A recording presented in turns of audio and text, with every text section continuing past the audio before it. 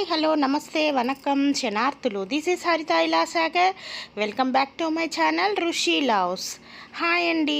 ఈ వీడియో కనుక మీకు నచ్చినట్టయితే ప్లీజ్ షేర్ చేయండి, లైక్ చేయండి, సబ్స్క్రైబ్ చేయండి. బెల్ కొట్టడం మాత్రం మర్చిపోవద్దు. బెల్ కొట్టడం వల్ల ఏంటంటే నేను ఎప్పుడైనా కొత్త వీడియోస్ అప్లోడ్ చేయగానే మీకు కనిపిస్తాయి. సో నేను ఎప్పటికప్పుడు మన MyV3 యాడ్స్కి సంబంధించిన కొత్త అప్డేట్స్ నేను అప్లోడ్ చేస్తూ ఉంటాను.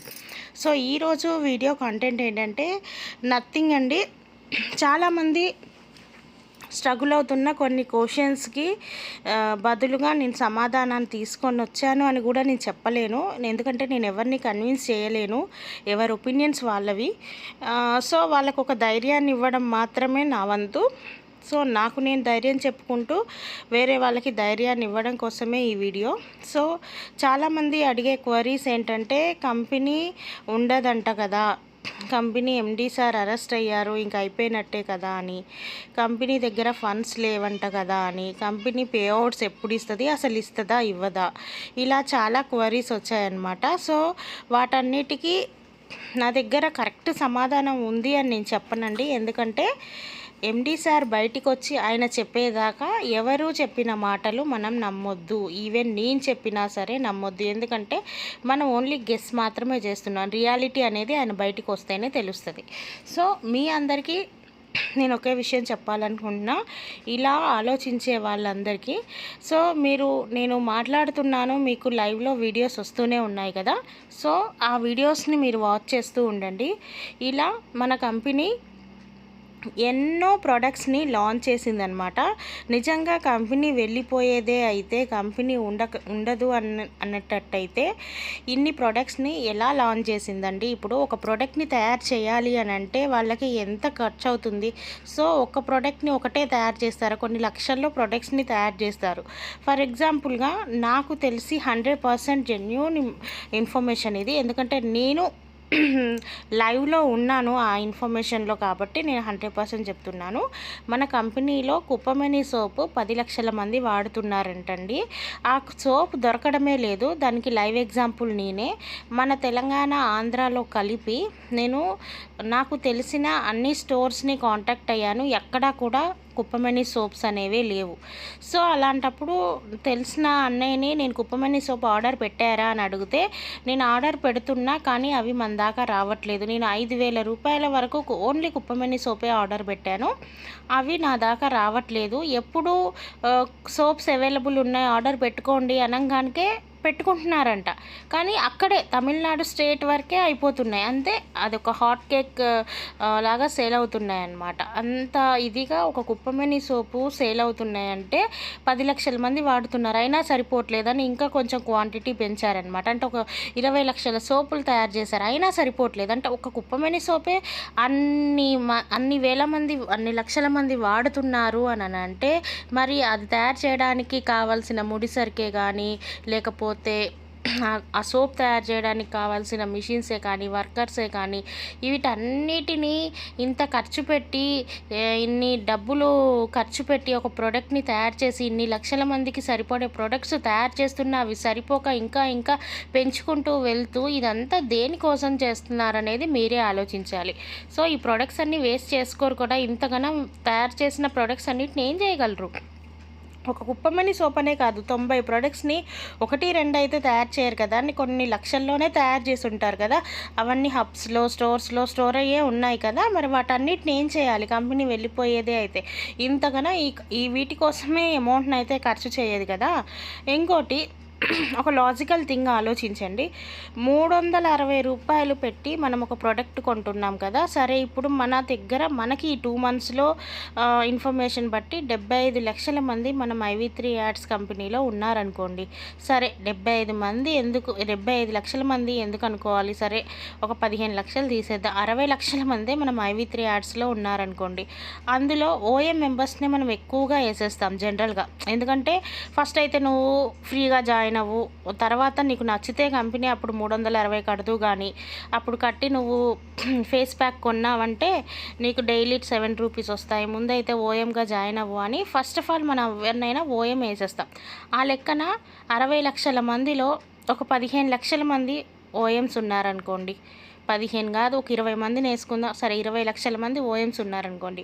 కడప 40 లక్షల మంది కంపల్సరీ ఒక స్టేజ్కి వెళ్ళాలి అంటే బియ్యం అవ్వాల్సిందే కదా. ఫర్ ఎగ్జాంపుల్ సిల్వర్కి వెళ్ళాలన్నా, గోల్డ్కి వెళ్ళాలన్నా, డైమండ్కి వెళ్ళాలన్నా, క్రౌన్కి వెళ్ళాలన్నా ఫస్ట్ అయితే ఆయన 360 రూపాయలు పెట్టి ఆ ఫేస్ ప్యాక్ అనే ప్రోడక్ట్ అయితే కొనాలి కదా, ఏ లెవెల్కి వెళ్ళాలన్నా. సో అలా 40 లక్షల మంది మన ఫేస్ ప్యాక్ని కొన్నారు అనుకోండి, 360 రూపాయలు ఒక ప్రోడక్ట్కి కంపెనీ తీసుకుంటుందంటే అందులో 40 రూపీస్ వచ్చేసి స్టోర్ మెంబర్స్కి వెళ్తుందనమాట. స్టోర్ మెంబర్స్ సేల్ చేస్తున్నందుకు గాను 360 40 రూపీస్ ఒక ప్రోడక్ట్ మీద వెళ్తుంది. రిమైనింగ్ 320 రూపీస్ కంపెనీకి వెళ్తుంది. సో ఆ 320 రూపీస్లో మనం ఏమేమికి తీసుకుందాం, ప్రోడక్ట్ తయారీకి కానీ, వర్కర్స్కి కానీ, ఎలక్ట్రీషియన్ బిల్లుకి కానీ, లేకపోతే ట్రావెలింగ్ రవాణా ఖర్చులకు కానీ, తర్వాత ప్రోడక్ట్ తయారు చేయడానికి కావాల్సిన ముడి సరుకుకి కానీ, ప్యాకింగ్కి కానీ అన్నిటికీ కలిపి ఒక 220 రూపీస్ తీసేద్దాం. అంటే కంపెనీకి వచ్చిన 320లో 220 రూపీస్ తీసేద్దాం. ఒక 100 రూపీసే ఒక ప్రోడక్ట్ మీద కంపెనీకి ప్రాఫిట్ అనుకుందాం. అలా 40 లక్షల మంది ఆ ప్రోడక్ట్ని తీసుకున్నారు అంటే 40 కోట్లు కంపెనీకి ఆ ప్రోడక్ట్ మీద వచ్చినట్టే ప్రాఫిట్, అవునా కాదా? సో ఆ ప్రోడక్ట్ మీద 40 కోట్ల మంది ప్రాఫిట్ని కంపెనీ పొందుతుంది అంటే ఆ 40 కోట్ల కంపెనీ దగ్గర అమౌంట్ ఉన్నట్టే కదా. జనరల్గా మనం ఇప్పటికీ కూడా చాలామంది బియ్యం చేస్తూనే ఉన్నారు కదా. సో బియ్యం ప్రోడక్ట్ మీద, ఆ ఒక్క ప్రోడక్ట్ మీదనే కంపెనీకి ఇప్పటివరకు 40 కోట్లు ప్రాఫిట్ వచ్చింది అంటే ఇక కుప్పమేని సోప్ ఏంటి, మిగతా అన్ని సోపుల మీద కానీ, అన్ని ప్రొడక్ట్స్ మీద కానీ ఎక్కడో ఒక్కడ ఎవరో ఒకళ్ళు వాడుతూనే ఉన్నది. మీకు తెలుసు, నాకు తెలుసు. జనరల్గా చెక్ చేద్దామని తీసుకొని వాడేటోళ్ళు కూడా చాలామంది ఉన్నారు. ట్రై చేద్దాం, మన కంపెనీ కదా ఎంతైనా ఒకటైనా తీసుకొని వాడి చూద్దామని. ఇలా కంపెనీ దగ్గర ప్రొడక్ట్స్ అన్నీ సేల్ అవుతున్నప్పుడు ప్రాఫిట్ ఎందుకు ఉండదు? ఇన్నాళ్ళ బట్టి కంపెనీ మనకిచ్చిన విషయాలన్నిటినీ మర్చిపోయి ఇప్పుడు కంపెనీ ఏం చెయ్యట్లేదు అనేది ఎందుకు మాట్లాడుతున్నారు? ఆలోచించండి. 33 నెలలుగా మనకి కంపెనీ నాన్ స్టాప్గా పేఅవుట్స్ ఇస్తూనే ఉంది. మీరు లైవ్లో చూస్తున్నట్టయితే కంపెనీ ఎంతోమందికి ఎన్నో రకాలుగా హెల్ప్ చేసిందండి. అది లోపల కాదు, బయట కూడా. ఫర్ ఎగ్జాంపుల్ ప్రీవియస్ ఒక సిచ్యువేషన్లో తమిళనాడులో కొన్ని ఏరియాస్లలో ఎంతోమంది వర్షానికి వరద బాధితులయ్యి వాళ్ళకి తినడానికి తిండి లేక, కట్టుకోవడానికి బట్ట లేక, ఉండడానికి ఇల్లు లేక అవస్థలు పడుతున్న సమయంలో మన పోగో చారిటబుల్ ట్రస్ట్ ద్వారా మన కంపెనీ ఎంతో హెల్ప్ చేసిందండి. చేపలు ప్రొవైడ్ చేసింది వాళ్ళకి, చెప్పుల దగ్గర నుంచి, బెడ్షీట్స్ దగ్గర నుంచి, ఫుడ్ దగ్గర నుంచి, సబ్బులు, సరుపులు, ఇంకేమైనా సామాన్లు అయితే అవసరం అవుతాయో వండుకోవడానికి, రైస్, పప్పు, కూరగాయలు, ఈ విధంగా ఏవేవైతే వాళ్ళకి అవసరం అవుతాయో ప్రతి ఒక్కరిని ప్రతి ఒక్క ఏరియాకి వెళ్ళి ఎవరో ద్వారా కూడా సప్లై చేయలేదు. నాకు తెలిసి వేరే ఏ కంపెనీస్ అయినా కూడా డైరెక్ట్గా వాళ్ళే వెళ్ళి ప్రొవైడ్ చేస్తారన్న గ్యారంటీ లేదనమాట. చేపించామన్న పేరు మాత్రం చెప్పుకుంటారు. కొన్ని కార్పొరేట్ కంపెనీస్ అయితే అది కూడా వాళ్ళ బిజినెస్ డెవలప్మెంట్కి యూజ్ అవుతుందనే ఆలోచిస్తారనమాట. ఎలా అంటే లక్కీ డ్రాలు పెట్టడం కానీ, లేకపోతే ఏదన్నా డిస్కౌంట్లు ఇవ్వడం కానీ, 1+1 ఆఫర్లు ఇవ్వడం కానీ ఇలాంటివి చేస్తారులే. కానీ ఎప్పుడూ ఇలా బయట వచ్చి ఎవరికి హెల్ప్ చేసింది అయితే నేను చూడలేదు. మేబీ చూడండి ఇక్కడ ఎన్ని చేపలు ఎంతమందికి ఇచ్చారనేది మీరు లైవ్లో చూస్తూనే ఉన్నారు. యాపిల్స్ డొనేట్ చేశారు, చేపలు, చెప్పులు, బెడ్షీట్స్, ఫుడ్, వాళ్ళకి సరిపడా ఫుడ్ అన్నీ సప్లై చేశారనమాట.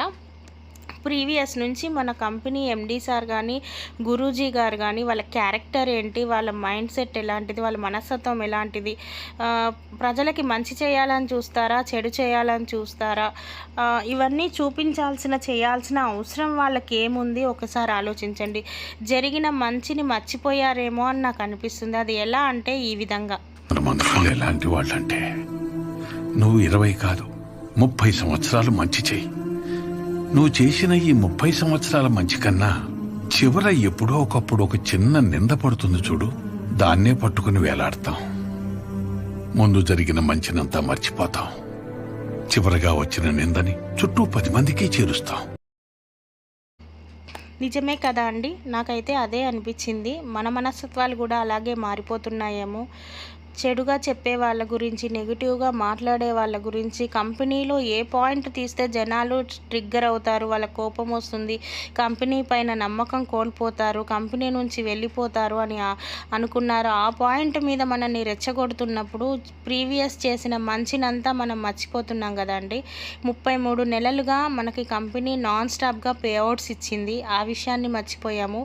ఎక్కడ పడితే అక్కడ హబ్స్ ఉన్నాయి, ఎక్కడ పడితే అక్కడ స్టోర్స్ ఉన్నాయి, ఎక్కడ పడితే అక్కడ ఆఫీసెస్ ఉన్నాయి.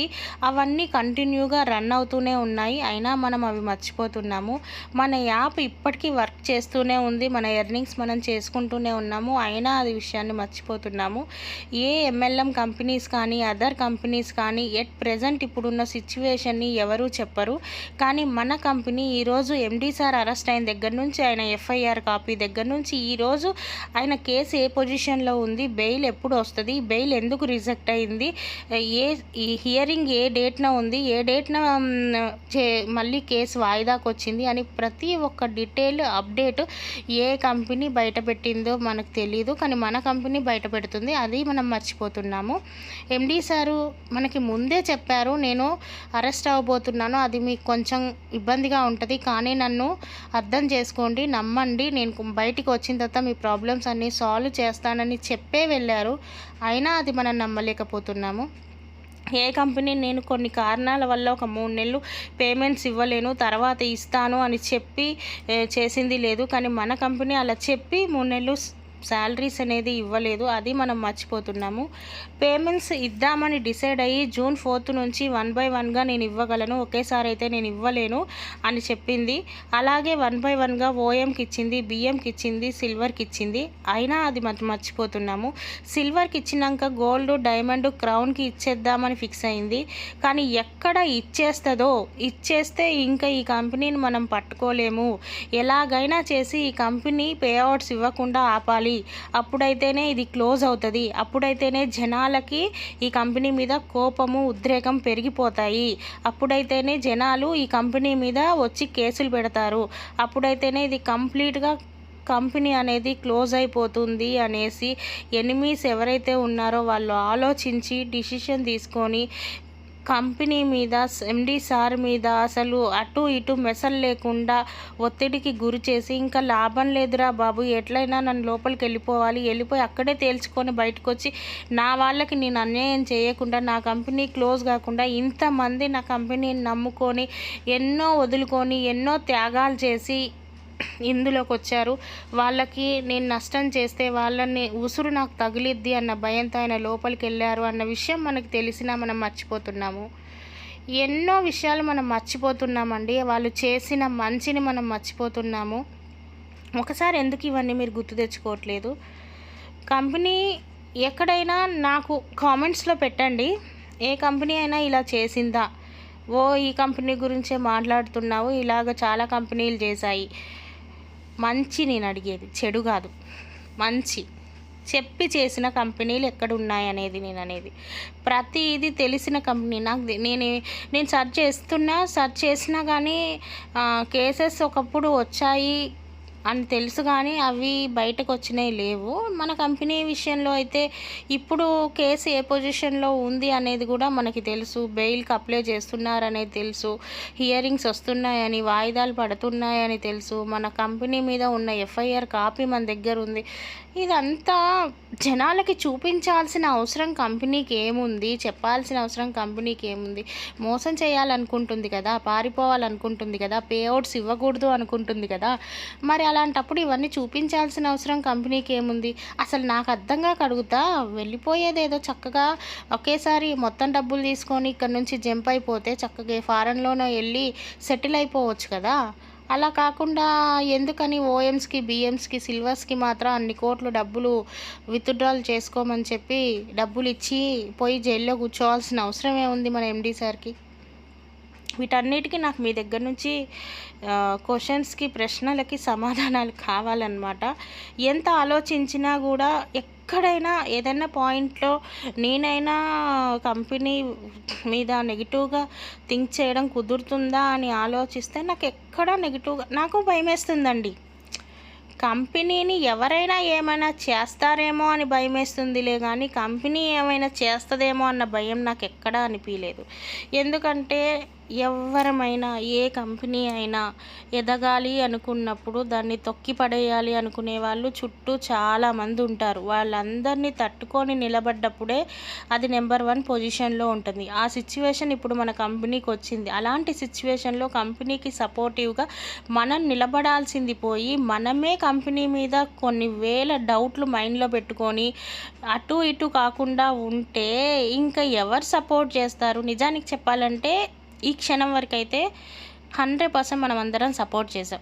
అది నిజానికి గవర్నమెంట్, తమిళనాడు గవర్నమెంట్కి కూడా పెద్ద షాక్. 3-4 నెలల నుంచి పే అవుట్స్ ఇవ్వట్లేదు. అయినా కానీ ఇప్పటికీ మనం కంపెనీ మాకు నమ్మకం ఉంది, కంపెనీ ఇచ్చింది అనే తమిళనాడు జనాలందరూ ఎవరైతే ఆ అశోక్ శ్రీనిధి మీద కేసు పెట్టారో చూసారో అక్కడే మన సారు నెగ్గినట్టు. సో మీరందరూ నన్ను అడిగిన క్వశ్చన్స్ అన్నిటికీ క్లియర్గా నేను ఆన్సర్ ఇచ్చానా లేదా నాకు తెలియదు, కానీ నా ఒపీనియన్ అయితే ఇంతే అండి. 100% కంపెనీ అయితే జెన్యూన్ అనే నమ్మాలి మనం. ఇలాంటి సిచ్యువేషన్లో కూడా మనం ట్రిగ్గర్ అవ్వకూడదు, కంపెనీ మీద వేరే నెగిటివ్ థాట్స్ స్టార్ట్ చేయకూడదు. ఒక్కటి మాత్రం నేను మీకు చెప్తున్నాను, ఈ ఒక్క విషయాన్ని మాత్రం జాగ్రత్తగా వినండి. అదేంటంటే మిమ్మల్ని ఎవరైతే జాయిన్ చేశారో, ఈ కంపెనీలోకి రమ్మని ఆహ్వానించారో, ఈ కంపెనీ యొక్క ప్లానింగ్ మీకు చెప్పినప్పుడు మీరు ముందు వెనక ఏమీ ఆలోచించకుండా అయితే ఈ కంపెనీలోకి వచ్చుండరు సార్. సో అది మాత్రం కాన్ఫిడెంట్గా చెప్పగలుగుతున్నా. ఎందుకంటే ఎవరం కూడా కంపెనీలోకి జాయిన్ అవ్వమన్నప్పుడు మా కంపెనీ యొక్క ప్రోడక్ట్ మీరు పర్చేస్ చేయండి, ఇలా ఇమ్యూనిటీ బూస్టర్ క్యాప్సిల్స్ని మీరు 1,21,000 కట్టి తీసుకొని జాయిన్ అవ్వండి. ఆ ప్రోడక్ట్ కొన్నందుకు గాను మీకు డైలీ 480 రూపీస్ వస్తాయి అని చెప్పంగానికే ముందు వెనక ఆలోచించకుండా తొందరపడైతే మనం కట్టుండం. 100 సార్లు ఆలోచించే ఉంటాం, 10 మంది సలహా తీసుకొనే ఉంటాం, 10 మందిని కనుక్కొనే ఉంటాం. పూర్తి నమ్మకం కలిగిన తర్వాత ధైర్యం చేసి కట్టుంటాం. అదే నమ్మకాన్ని, అదే ధైర్యాన్ని ఇప్పుడు ఎందుకు మీకు లేదో ఒక్కసారి మిమ్మల్ని మీరు ప్రశ్నించుకోండి. ఆ రోజు ఏ నమ్మకంతో, ఏ ధైర్యంతో మీ భార్య పిల్లల్ని అడుగుంటారు, మీ భర్తలను అడుగుంటారు, మీ అత్తమామల్ని అడుగుంటారు, మీ అమ్మల్ని, మీ అక్కల్ని, అందరినీ మీకు ఎవరైతే క్లోజో, మీరు ఎవరైతే ప్రతి విషయాన్ని షేర్ చేసుకుంటారో, ఏదైనా డిసిషన్ తీసుకునేటప్పుడు మీరు ఎవరితో అయితే డిస్కషన్ చేసి ఇది జాయిన్ అయ్యారో అవన్నీ గుర్తు తెచ్చుకోండి. వాళ్ళందరినీ మళ్ళీ అడగండి. ఆ రోజు మీకున్న నమ్మకం, ఆ రోజు ఈ కంపెనీ ఉంటుందా పోతుందో, ఇలాంటివి ఎంఎల్ఎం కంపెనీలు 100 వచ్చాయి 100 వెళ్ళిపోయాయి, ఇలాంటివి నమ్మొద్దురా అని చాలామంది మీకు చెప్పే ఉంటారు. కొంతమంది ఇది మంచి కంపెనీ అంట, ఇస్తుందంట, అందరికి బాగానే వస్తున్నాయి అని చెప్పుకుంటారు. అలా మీ మైండ్లోకి కొంతమంది నెగిటివ్గా మాట్లాడుంటారు, కొంతమంది పాజిటివ్గా మాట్లాడుంటారు. అవన్నీ విన్నాక కూడా మీరు ఇందులోకి వచ్చారు అంటే ఏ నమ్మకంతో వచ్చుంటారు, ఏ ధైర్యంతో వచ్చుంటారు, ఒక్కసారి మీ మనసుని మీరు ప్రశ్నించుకోండి. అదే నమ్మకం, అదే ధైర్యం ఇప్పటికీ ఉంచండి. నేను చెప్పగలిగేది అదొక్కటే. ఏ నమ్మకంతో అయితే ఈ కంపెనీలోకి వచ్చారో, ఏ ధైర్యంతో అయితే తెగించి ఈ కంపెనీలోకి వచ్చారో, ఎంత ఆలోచించి ఉండి ఈ కంపెనీకి వచ్చారో, అదే ఆలోచన, అదే నమ్మకం, అదే ధైర్యంతో ఇప్పటికీ ఉండమనే నేను చెప్తున్నాను. ఇంతకన్నా నేను ఇంకేమీ చెప్పలేను. బ్యాక్గ్రౌండ్లో మీరు వీడియోని లైవ్లో చూస్తూ ఉన్నట్టయితే చూడండి, ఒక కంపెనీకి సంబంధించి ఇన్ని కోట్ల ప్రాఫిట్ పొందుతూ, కోట్లల్లో ప్రాఫిట్ తీసుకుంటూ, ఏసీ కార్లలో లగ్జరీగా లైఫ్ని లీడ్ చేస్తున్న వాళ్ళు ఇలా బయటికి వచ్చి ఇంత ఎండలో అంతమంది జనాలకి ఆ విధంగా పబ్లిక్లో అంతమందితో కలిసి ఇలా పంచాల్సిన అవసరం, ఇలా డిస్ట్రిబ్యూట్ చేయాల్సిన అవసరం దేని గురించి? అలా చేస్తే బిజినెస్ పెరిగిద్దా? ప్రాఫిట్స్ వస్తాయా? దానికి బిజినెస్కి సంబంధం ఏముంది? వాళ్ళు మంచోళ్ళ, చెడ్డోళ్ళ, పారిపోయేటోళ్ళ, బిజినెస్ని ముందుకు తీసుకెళ్ళేటోళ్ళ? అది ఒకసారి ఆలోచించండి. మంచోళ్ళు సార్, వాళ్ళు జెన్యూన్ పర్సన్స్. అందుకనే ఇన్ని లక్షల మంది వాళ్ళని నమ్మి ముందుకొచ్చారు. ఈ రోజుటికి ఎంతోమంది వెళ్ళి అశోక్ శ్రీనిధి మీద కంప్లైంట్ ఇస్తున్నారే తప్ప మైవి3 యాడ్స్ మీద కంప్లైంట్ ఇవ్వట్లేదు. అక్కడ ఏ నమ్మకంతో ఇంకా వెయిట్ చేస్తున్నారో మనం ఆలోచిద్దాం, మనము సపోర్ట్ చేద్దాం. ఒక్క కంప్లైంట్ కూడా వెళ్ళలేదు. అదే కంపెనీకి కొండంత బలం. మీరు నమ్మినా నమ్మకపోయినా ఇది నిజం. కంపెనీకి ఉన్న కొండంత బలం ఏంటి తెలుసా? ఇంతవరకు ఒక్కరు కూడా కంపెనీకి అగైనెస్ట్గా వెళ్ళి కేసు వేయలేదు. వెయ్యాలంటే ఎవరికి మనసు రావట్లేదు. ఎవరైనా ధైర్యం చేసి తెగించి వెళ్ళి వేద్దామా అనుకున్నా వేరే వాళ్ళు వేయనివ్వట్లేదు. ఎందుకంటే అరే ఆగండి ఆగండి, వెయిట్ చేయండి, తొందరపడకండి, మన కంపెనీ అలాంటిది కాదు, ఇస్తుంది అని వాళ్ళల్లో ధైర్యాన్ని నింపుతున్నారు. Hats off to all. నిజంగా హ్యాట్స్ ఆఫ్. ఇన్ని రోజుల నుంచి మీకు పేమెంట్స్ రాకపోయినా మీరు ఇంకా కంపెనీని నమ్మి, ఎండి సార్ని నమ్మి, మన మైవి3 యాడ్స్ కంపెనీని నమ్మి ఇంకా వెయిట్ చేస్తున్నారు చూడండి. రియల్లీ మీ అందరికీ హ్యాట్స్ ఆఫ్. అసలు చాలా గ్రేట్. ఇదే నమ్మకాన్ని ఉంచండి. ఇంతమందిని మోసం చేసి ఇంతమందిని ఏడిపించుకుంటే మన ఎండి సార్కి వాళ్ళకి అసలు వేరే వర్డ్స్ వస్తున్నాయి. అలా అవ్వదు. ఇంతమందిని కష్టపెట్టి ఇంతమంది ఏడుపులకి వాళ్ళు బలి కారు. వాళ్ళు చాలా మంచోళ్ళు, మంచిగా చేస్తారు.